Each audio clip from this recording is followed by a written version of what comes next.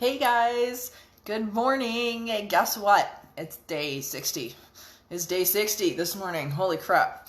Welcome everyone. I hope you guys had a good day off yesterday and we're hanging out and doing your thing and we're catching up. I know a lot of you guys were catching up on past spiritual healthcare classes that you missed, which is awesome because as you guys know, they're all archived on YouTube and the Entity Seeker website. So welcome everybody. Good morning again.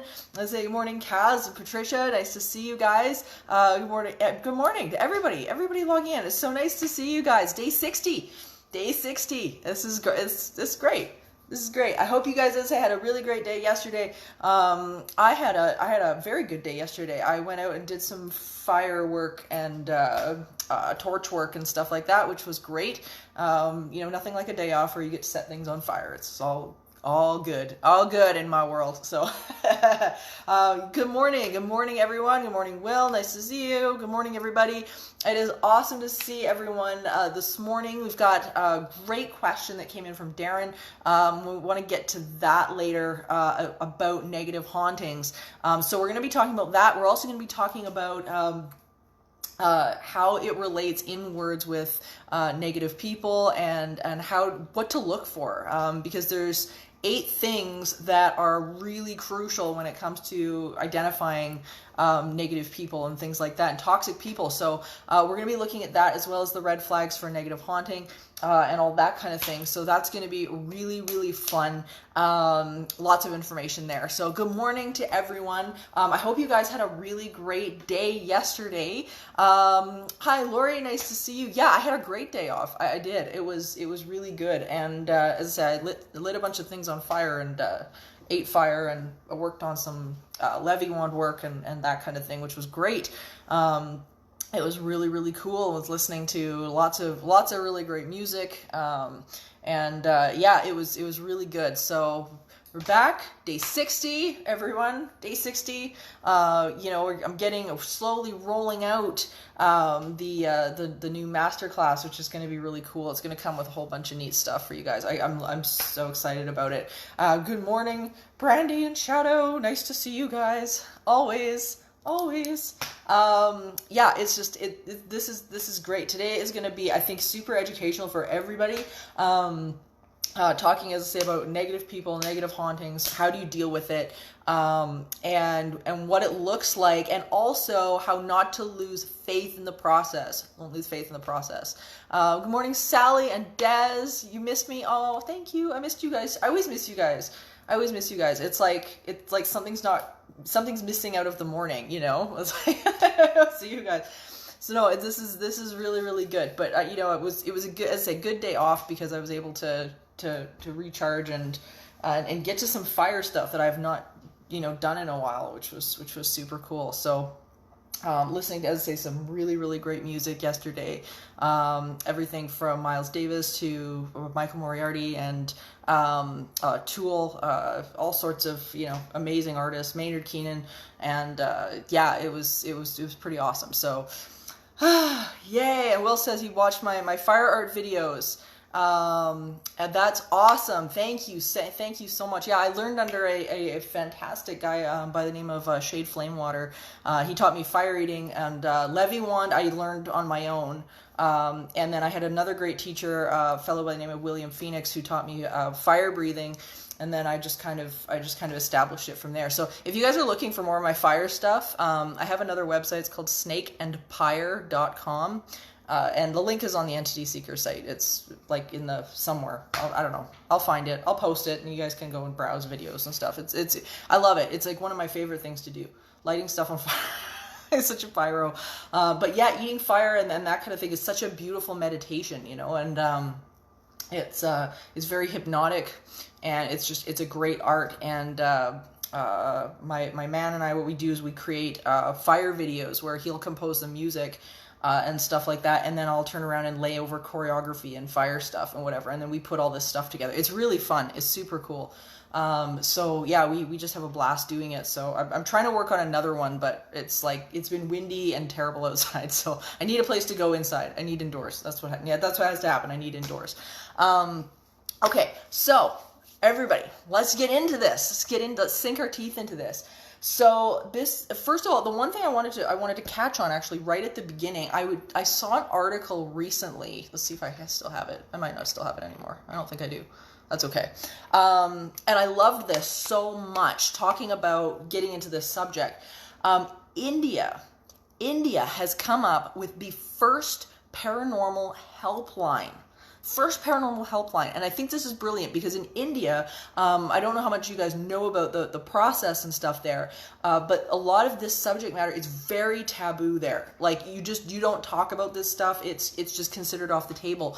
And I used to get emails, tons and tons of emails when originally I used to be years ago on a show called A Haunting on Discovery Channel, and when that aired, when it hit India, it blew up in India. Everybody was like, oh my God, we've never even heard of this ability that you're able to, go to people for help with hauntings and things like that. Like it exploded. It was crazy. And I was getting hundreds and hundreds of emails from India.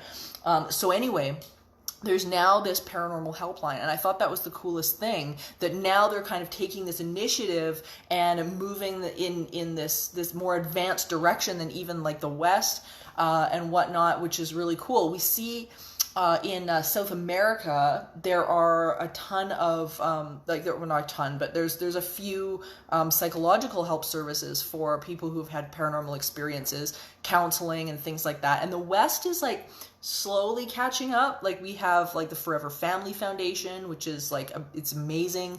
So we're kind of creeping in, but not quite. So I got a question from Darren the other day, and he was asking, what do you do when you're dealing with a what he was calling like a demonic haunting? What do you do with like that kind of a situation? How do you deal with it?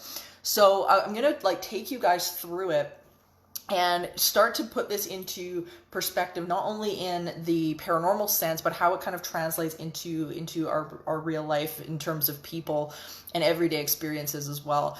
Because it's a deep process. I ended up writing a huge chapter in my book, Teaching the Living, about this, because Stephanie and I, when we first got going with Entity Seeker, we realized something that was really significant. And that was, everybody, of course, was asking, well, what are these negative entities? Like, what is it? What do we do? We don't understand. How do we do this? And what was interesting was that nobody's got an answer to that question. We really don't know what they are. There is no litmus test for things like this. There just isn't. We don't know what they're even made of, so we can't even measure what they are, right? So we don't know that. But what we do know and what we can look at is behavior. That's what we do. We look at behavior. What is cause and effect? What are people doing that is antagonizing it? What are they doing that are antagonizing people? And are there behavior patterns within those different cases and genres that we can begin to piece together and create a profile, right? And that's what Stephanie and I did. We were bent on the idea that this stuff was predictable, that there was a pattern, that it wasn't chaotic at all, that these things had a way of functioning in the world, even if it didn't look like people. So this is what we started to do. We started to look at behavior patterns, and we came up with a number of different categories of these negative entities that don't seem to have ever been people. They don't behave like people. They've got our own system of being in the world that people are it just screws them up. Like we just look at it and go, what in the hell is going on? But when we started to realize that there was a few different behavior patterns that were really prevalent, and sometimes they kind of crossed over, like sometimes they kind of intermingled, but they seemed to have like one dominant way of behaving or being in a situation. So the first one that we noticed that was really clear was this behavior where they would bluff an identity. So we saw this in something like the Enfield case, right, where we had a negative entity that was faking itself as a guy named Bill Wilkins, who was supposed to be this poor old man who passed away in his house and he was looking for his family, and yet you've got this kid who's being thrown against walls and levitated and attacked and beaten up and all of this stuff. It just doesn't fit, right? It doesn't fit with the story. So we've got this like bluff identity that's going on. And Stephanie and I came up with a name for that, which was the wolf in sheep's clothing behavior. So when we began to see this, we began to realize that the traditional accepted method of negative entities being that the end game was possession was actually wrong, because that wasn't how the majority of negative hauntings were ending at all. Like, they just weren't. But what we did realize was that the end result almost always of every single encounter that people were having with them was oftentimes it was dominance. It was this fight for a hierarchy within a house. So even when we took something like the wolf in sheep's clothing identity, we started to look at that, and it was this sort of play for dominance and control. And when you called their bluff on it, they would either, they would get it and leave, or there would kind of be this sort of uprising where they would get really angry and try to put people in their place. The second characteristic that we noticed was a behavior that was like immediate aggression. So we ended up nicknaming it the immediate aggressor. And there was no slow build, there was no bluff, there was no lying. It comes in really quickly. Within 48 hours, it's taken your house over. A lot of physical violence, pushing, biting, scratching, like that kind of thing. So it's all through intimidation. And things like that. And then the third being what we nicknamed the pit bull, because we felt as we watched this behavior, they tended to be very territorial over a location rather than a person. And it was more about a space than it was about the person in the space. And those ones tended to escalate relatively quick. That was never fun. And you usually got a lot of bad smells with them too, like feces and rotting meat and all sorts of crazy stuff. All things to say, hey, get out, just get the hell out, and they're warning you all the time, like warning, warning, warning. And then the attack comes. So we began to notice these different behavior patterns. And as we began to kind of piece through it, we began to realize that they were responding to various different energies coming into a space. So as we developed Teaching the Living, and as we developed the program, the one thing we were also looking at was what is not working with these people that are in the environments with them. Like, why do some people get bitten? Why do some people go through this fine? What is the difference? What is going on? And what we realized was that it really did have to do with how people were seeing themselves, how people were moving about with their own energy, how they were claiming the space, just in the same way that you would deal with a dog, or with animals in a space, or like a pack animal or something like that. They were very responsive to that kind of energy. And all the things we've talked about on spiritual healthcare, the setting boundaries, the knowing who you are, bringing that leadership into the space, so that it's very clear to them where their role is. And what we found that was really interesting was that they were very responsive to that, very responsive, like to the point of just going, okay, yeah, we get it. And they would take that step back and go, okay, yeah, I know where I sit now. There was a few cases that we had where there would be more than one in a house. And what the clue was for us about this was the fact that we'd get more than one in a house, and you'd never, ever see them fight. Ever. Like, there was never a fight between two entities. It was like everybody kind of knew where they all sat. Like, one would be in one room, or be territorial over one room, and then we'd have another in the basement or something like that. But never the twain should meet. And it was very interesting, but we realized that it was like there was this level of respect that was going on, and it was really interesting. So when we started to look at that, and we took the label off of them of evil, and all of the stories that we tell ourselves about them, we began to realize that there were some very animalistic behaviors that we could start to deal with, and start to actually manage. So dealing with that with our clients and teaching them sort of how to be on the top of that totem pole became really important as we got them up the emotional scale and out of the range and out of the frequency, so that this wouldn't even just be a problem for them ever again.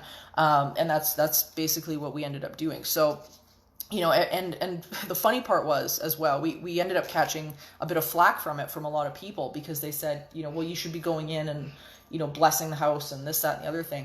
And it's really, if that's what makes you feel good and feel better, that's great. But, most of the time that doesn't last, because you're relying on an outside influence in order to fix the problem. And it's not coming from the outside. We've got to be able to manage the immediate through the behavior modification, and then be able to turn around, get that person up that emotional scale, so that they're just not in the receiving place to be getting it at all anyway. So part of it for us is looking at the case, and then the other part of it for us is then the people, which is ultimately what the important part is. So what creates the lasting change, as we've discussed so many times here, is the person getting out of that emotional frequency that has attracted it to begin with, and that's always the rough part for everybody, was where they don't realize that it's going to be a life change for them to get over this and get to this new place. So that's something that is different per client. Every single client is different. Because one person's happiness is not going to be the other person's happiness, right? So every single client is different. I take my social work students through this as well every time, because usually when social workers run into a situation like this, it is this type of a haunting because the clients are not in a good headspace. And of course, because they're attracting, the energy in which they are emitting and which they are sitting in, they have to start to understand that in order to get away from this, they have got to change. They've got to move their way, and find their joy and find their happiness again and get out of that range. So then the negative entities they're just not in tune with that. So that's kind of what we do. But here's the kicker, is that as we move clients through stuff like this, and this is the really hard part, is that they get into the process and then they just start tripping in the process. They just do. And it's so frustrating because, they don't realize that it's everything they're going through, every single thing they're going through is preparing them for something. All of it. And this is where we cross over into real world stuff, everyday stuff, where, we have to start looking at the challenges and the people and, what's going on in our experience, because there is something going on that we're supposed to get. And the damn thing is with the universe is, if you don't get it, you're going to repeat it again. It will give you a second chance. And that's not always a fun thing. You don't always want a second chance, depending on what it is. But people get into the process and then they don't, they get so far and then they don't see the change immediate and they get pissed off and then they go back to the beginning. So many people are stuck in this cycle, right? Where they start and they've got all this willpower, and willpower is such a joke. Let me tell you, you have to have a system in your life that is consistent. Willpower, it doesn't work. It just doesn't. Willpower is short-lived. It's great for little things, little jumps, right? But it's not going to sustain you. You have to be able to work this into a lifestyle. So people get stuck in the process because they get so far and then they realize that they're not there yet. And instead of just continuing the journey, they start to turn around because they're mad that they're not getting it right away. And we can't be doing that. We just can't be doing that. So one of the things that, one of the greatest analogies was given by Abraham Hicks when they said it's almost like driving, from Phoenix to San Diego. Because if you're driving from Phoenix to San Diego, you don't get to Yuma and then go, oh man, I'm not in San Diego, and then get pissed off and turn around and go back to Arizona, right? Or go back to Phoenix. So that eventually, San Diego's at the other end of that road. Eventually, right? You just got to keep driving down the road. But people get to Yuma, they get stuck, they get mad, and then they turn around and go back, and then they say, well, there's no such thing as San Diego. And I think that's such a great analogy for what we tend to do. So a lot of this stuff is sticking with the process. It really is. It's sticking with the process and being able to have that motivation to move through it. So when we're dealing with negative, toxic people and whatnot, we're going to talk about this a little bit more tomorrow. I swear to God, one of the best books on the planet ever for dealing with toxic people, Life Code, you guys, Life Code. I'm not even kidding. This book has saved my ass so many times. I'm telling you. It was written by Dr. Phil McGraw. It's a brilliant book from a clinical psychologist who talks about understanding the warning signs of toxic people, and then takes you through it. How do you navigate these people and get through it? So it's like the Teaching the Living, but for living people instead of negative entities. It's a brilliant book. So the reading that I wanted to give you guys today is actually from here, and it's what he ends up calling the Evil Eight. And I wanted to list these for you guys so that you can start applying them, because just in the same way that I look for red flags in the different profiles of negative entities, we can do this for the people in our lives as well. We can translate this into, you know, some of the encounters that we have in our experience. And sometimes it begins with that intuition. Begins with that intuition where we know something's off. We just know something's not right. And the funny thing is with negative entities, oftentimes it starts that way too. It really does. It starts the same damn way. It's very interesting. And people have that intuition and then they ignore it. So, you know, when it comes to negative entities, you know, we end up hearing about red flags such as their story not matching up with the behavior, for instance, right? There's a disconnect there. You know, and of course with them, we get warning signs like these bad smells and stuff like that. And we can take these into account. And with people, we get these bad smells in a different way, right? It's just a different way. So I want to read you guys the Evil 8, and if you take notes through this, or you guys can go back on this class, because of course, as you know, it's all on you. It'll be on YouTube later today, as well as entityseeker.ca. But I'm going to read you guys the Evil 8 so that you have them and you can start to look at it. So the first one is, do they see the world through a lens of arrogant entitlement and frequently treat people as targets? Okay, so this is a good one. This is a good one to ask yourself. And these might be people in your life, right? So the second one is, do they lack empathy? The third one, are they incapable of feeling remorse, guilt, and fail to learn from situation to situation? This is such a big one. It's funny, we often call them here non-learners. Non-learners. Are they a non-learner? You know, have they gotten themselves into trouble and then turn around and do the same damn thing again over and over? And it's like a cycle of situation. And I've seen that with so many people. There's people I've had to disconnect from just because it's like this circle that they get themselves into. And they don't feel bad about it. They don't care. They're going to drag you into it. Number 4 is, are they responsible and self-destructive? And are they irresponsible and self-destructive? And do they disregard the well-being of others? This is a big one, and it falls kind of into that empathy category also.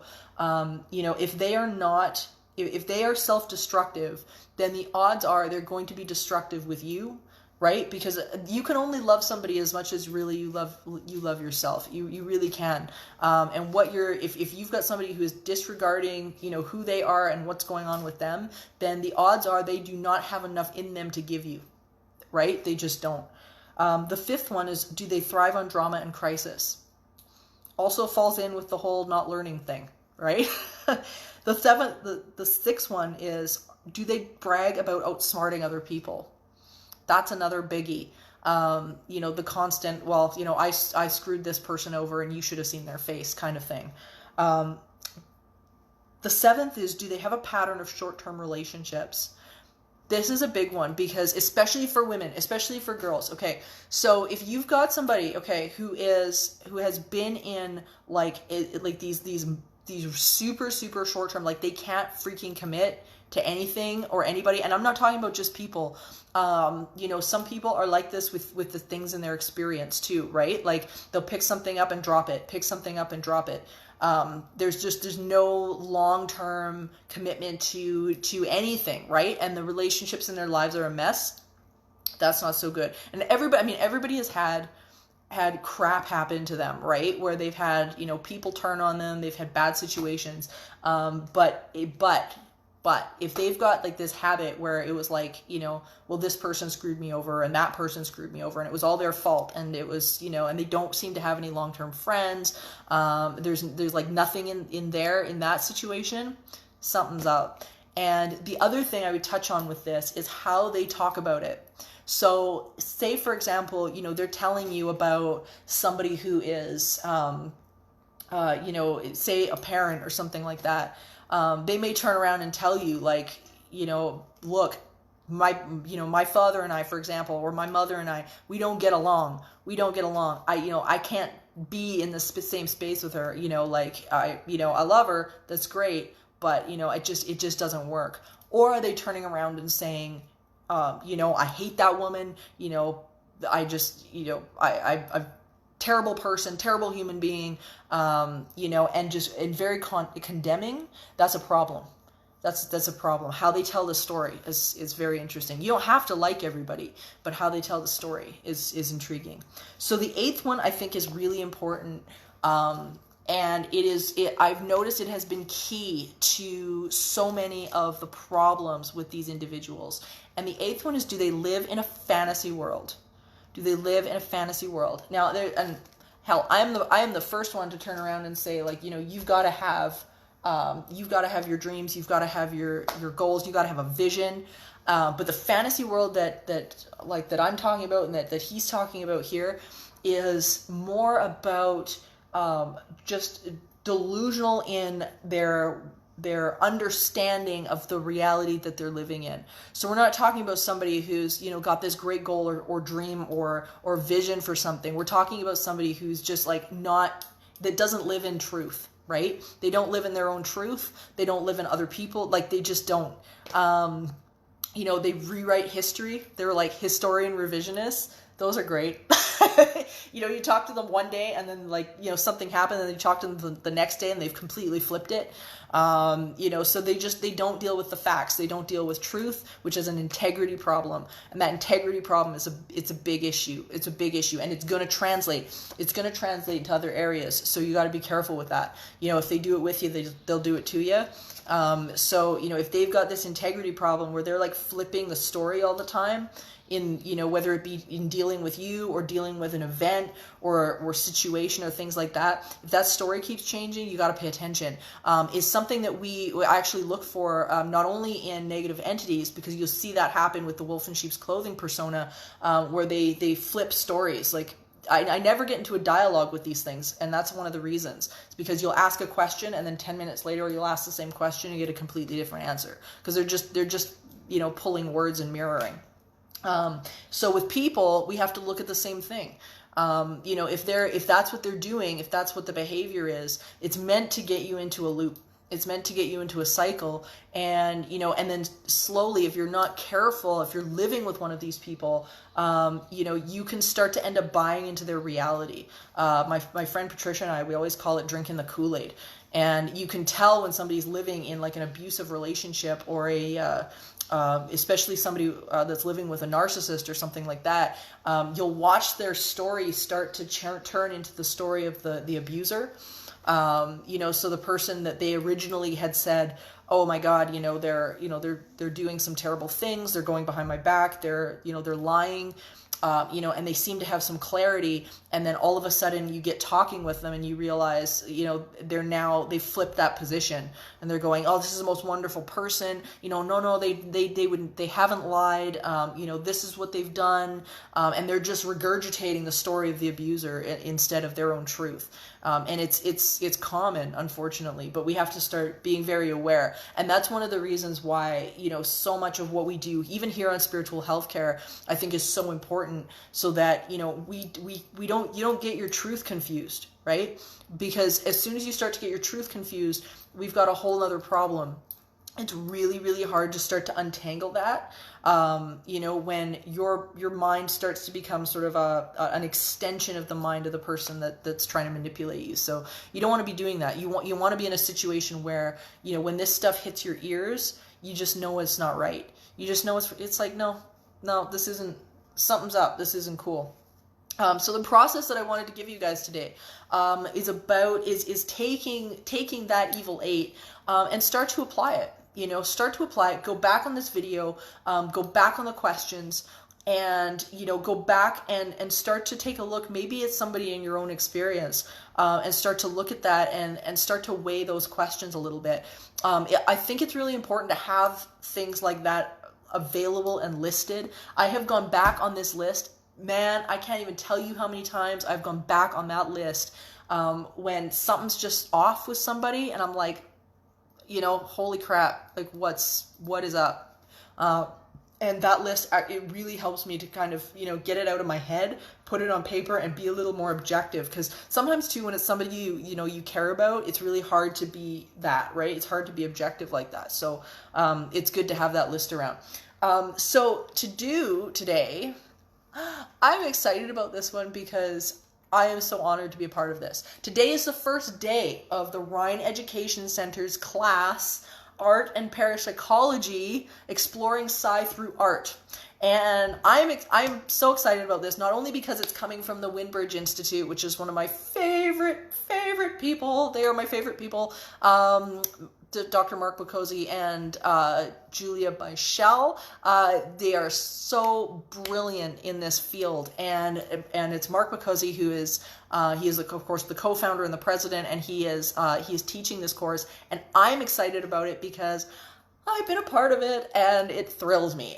So teaching the living and my work in fire and understanding how fire relates to the paranormal is all a part of this course. It's all a part of it. And so you guys get to see my work and all of that stuff. Darcy wants to know if I can post a link to the YouTube channel. It's already in the description of the video. So if you go to the description on this live stream, the link is right there. So it's youtube.com/entityseeker. It's really, really easy. It's really easy. So all the classes are there, you guys, and whatnot. But the Art and Parapsychology course is through the Rhine Education Center. And I will post that link again if you guys want to sign up for it. It's going to be amazing. I'm so honored to be a part of it and to have my work featured. They're fantastic people, and I think Mark will teach this incredibly well. I have great faith in this guy. He teaches it incredibly well. So that being said, everybody, daily we got to do our affirmations. So everybody, take a breath.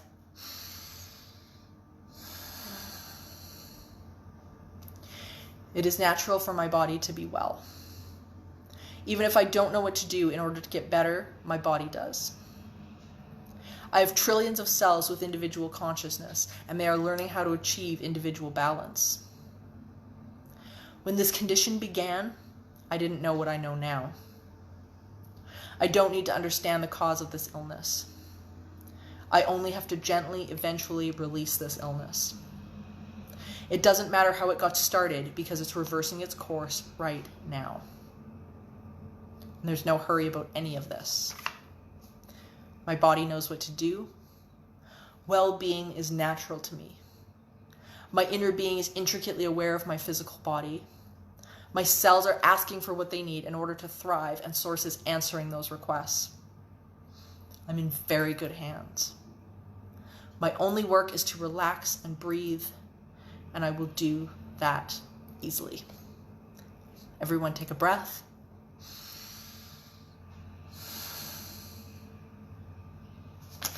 Thank you guys for another amazing morning. Day 60 of spiritual healthcare. It's so good to be doing this every single day, and I'm going to, I will throw the link up to Art and Parapsychology, so you guys can check that out. As I say, all the links, for those who don't know, youtube.com/entityseeker. That's it. All the spiritual healthcare classes are there. There's also shows, past shows of mine and whatnot as well. And I'll also post a link to Snake and Pyre if you guys are interested in my fire stuff. You guys can check that out. And tomorrow, we're going to go a little bit further into toxic people and stuff that we have looked at, and where this crossover compares and what do we do with it? Because as we're kind of moving back into the world again, this is something that is just, it does keep coming up. I've been getting a ton of questions about it through Facebook and whatnot. And it's been great. So if you guys have questions about it, or have questions about, or want to throw questions in for tomorrow as well, message me on Facebook, and we'll start to pile those questions together, and we'll get to them tomorrow morning on day 61. Okay, so everybody have an amazing day, and I will see you guys tomorrow. Bye.